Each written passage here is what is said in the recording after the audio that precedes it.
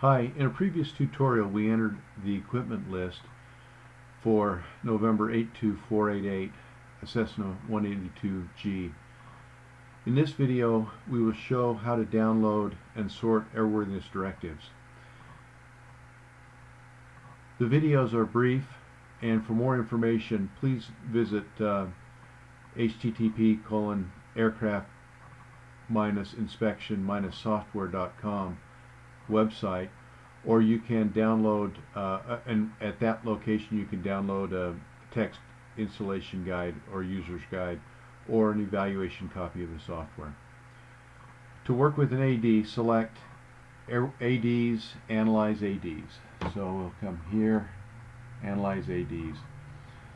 We see that we're down here at the bottom. We can see that we're working on the 182 that we've been talking about, and we have about 6 choices that we can follow up here. The first option allows you to go to the FAA's database and download ADs for the selected airframe and its engine, propellers, and appliances. It is intended that users will repeat the AD search periodically to make sure that their ADs are up to current, that their AD compliance is up to current requirements, and that this will happen especially prior to annual inspections. But the historic compliance information is saved by the software prior to and prior compliance with ADs is saved. So the idea is that the software will download ADs from the FAA's database, but the ADs that are already in its local database, which have a significant amount of compliance information associated with those ADs in the database, that will not be disturbed. So it checks what's on the FAA's website, and if it has more current, more specific information within its own database for the given aircraft, it will keep what's in the current database. When ADs are downloaded, they are sent to the needs research category right here, and then the user will sort them into the other categories. The goal is to get all ADs into the compliance completed or the needs future compliance work state.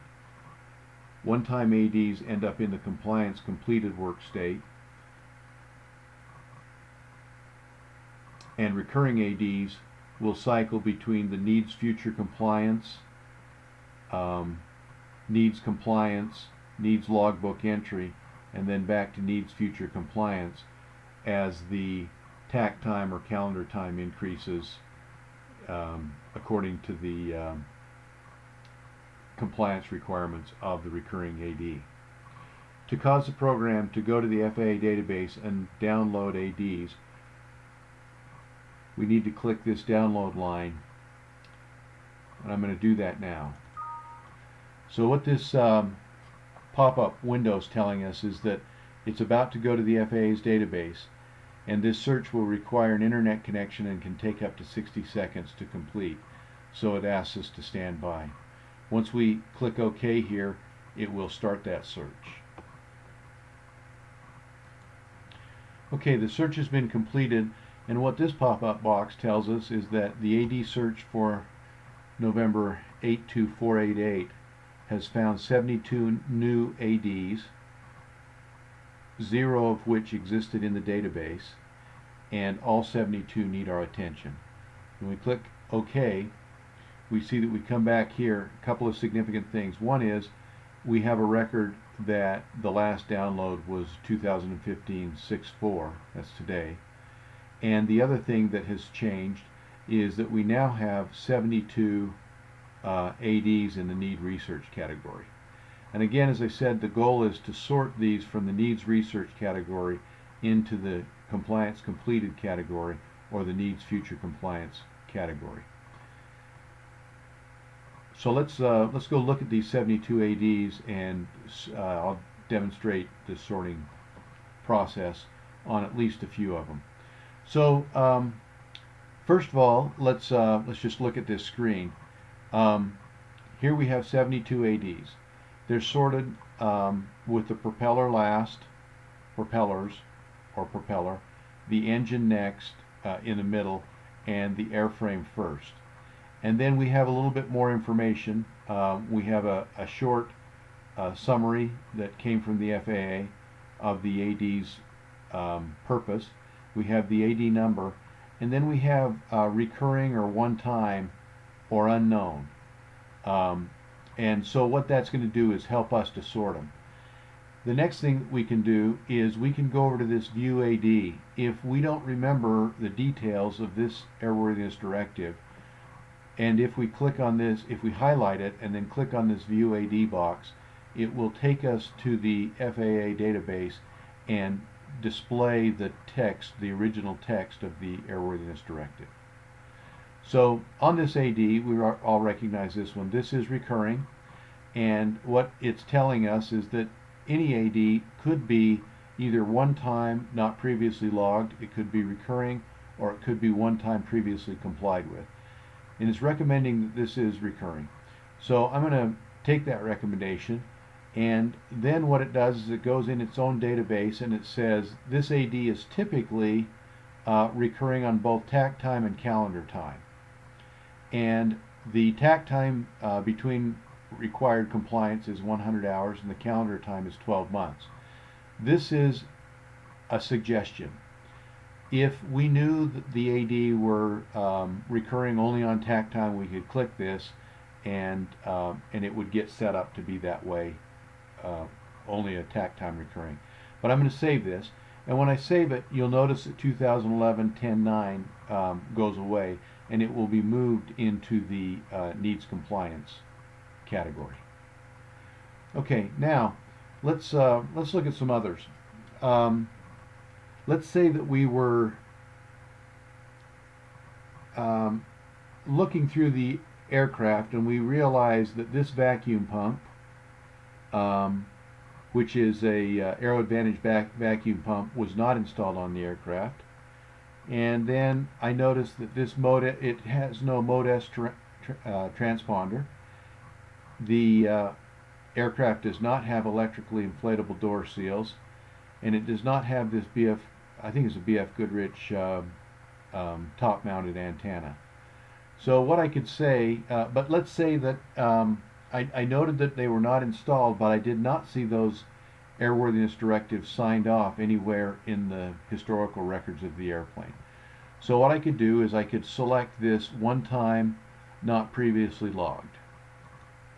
And then I could select that it needed compliance or that it was not applicable by one of several reasons. And in this case, I'm going to say it's not applicable by not installed.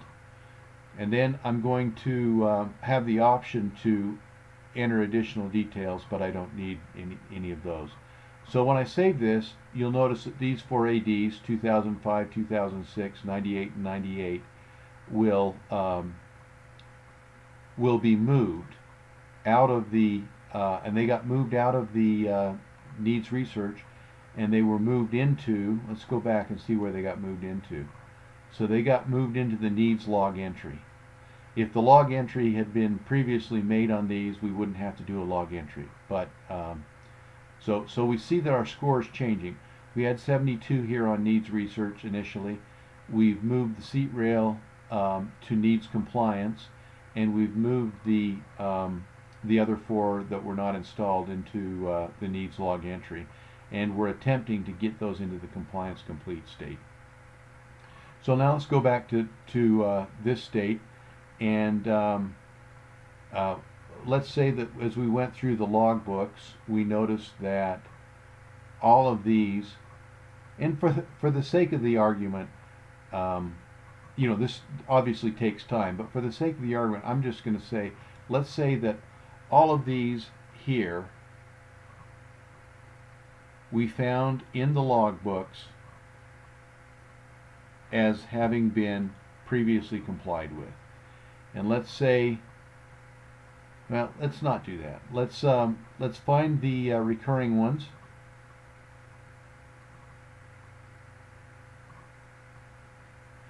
So let's do what I said, just for the sake of demonstrating how this works. Let's say all of these were found in the logbooks as having been previously complied with. So I select all of them. I then say that they were one time previously complied with. I can just put a general entry of see the logbook for the justification. I can load in a compliance date here for those. Let's say they were done on January 11th, 2010. And the time, the TAC time which they were complied with was, let's say it was 2456.0. And if I save those, you'll notice that we now have no ADs that need research. And I'm going to click back now and see what's happened is it's taken those 67 and it's put them into the compliance completed state. So our goal in the AD search is to get all of the ADs out of the needs research state and into the compliance completed if they're one time, and into the needs future compliance if they need future compliance. So on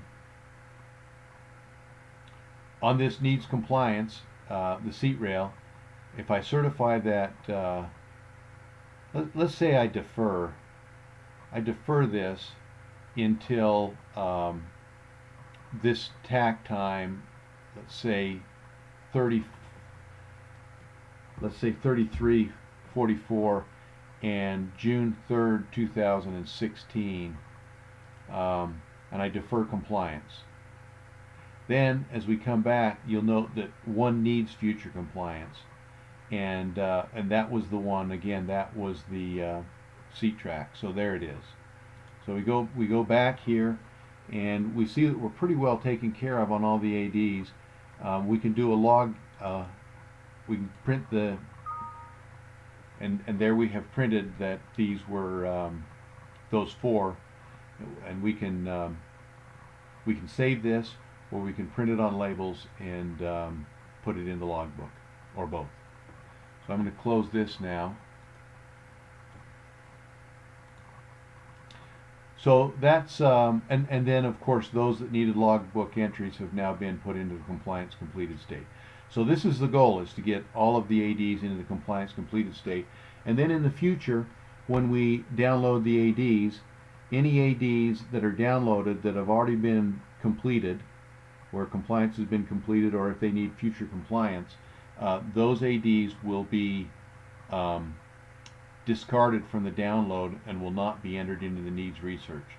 So in the future you may see one or two that go into the needs research category, but the rest should be taken care of until these that need future compliance get moved into the need compliance because of TAC time progression. So that's the way that the AD searches work. And the next section will be, once you get your AD searches done, you can go do you can enter aircraft annual inspections, and we'll talk about that in the next video. So again, thank you for watching, and if you have questions, you can go to the aircraft-inspection-software.com website, where you can download an installation guide or a user's guide, or you can download a evaluation copy, 2-month evaluation copy of the program for free. Thanks again.